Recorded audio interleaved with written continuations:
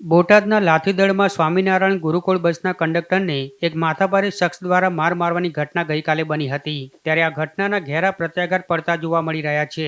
લાઠીદળ ગામના યુવાનોએ મોટી સંખ્યામાં એકત્રિત થઈ ઓમાવંશી ગ્રુપ પાટીદાર રક્ષક સમિતિના નેજા હેઠળ સમસ્ત ગામ મીટિંગનું આયોજન કરી આવા અસામાજિક તત્વો સામે કડક હાથે કાર્યવાહી કરવાની માંગ સાથે ઉગ્ર રોષ ઠાલવ્યો હતો. ગઈકાલે સ્વામિનારાયણ ગુરુકુળની બસમાં વિદ્યાર્થીઓને પિકઅપ કરવામાં આવી રહ્યા હતા. તે દરમિયાન શાળાની ઉભેલી બસના કંડક્ટર સાથે બોલાચાલી કરી દાદાગીરી સાથે જાહેરમાં અભદ્ર ભાષામાં વર્તન કરી માર મારી ધાક ધમકી આપ્યાની ઘટનાના અનુસંધાને ભોગ બનનાર રાજુભાઈ રામજીભાઈ દ્વારા માથાભારે શખ્સ વિરુદ્ધ બોટાદ ગ્રામ્ય પોલીસ સ્ટેશનમાં ફરિયાદ કરવામાં આવી હતી.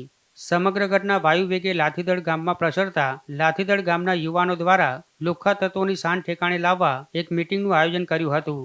ઉમાવંશી ગ્રુપ અને પાટીદાર હિત રક્ષક સમિતિના નેજા હેઠળ સ્વામિનારાયણ ગુરુકુળ લાઠીદળ ખાતે યોજાયેલા મીટિંગમાં સેંકડો પાટીદાર યુવાનો એકત્ર થયા હતા અને એકતાના મંત્ર સાથે સરકાર પાસે અપીલ કરી હતી અને આરોપીની અટકાયત કરી કડક કાર્યવાહી સાથે પાસા હેઠળ કાર્યવાહી થાય તેવી માંગ કરી હતી.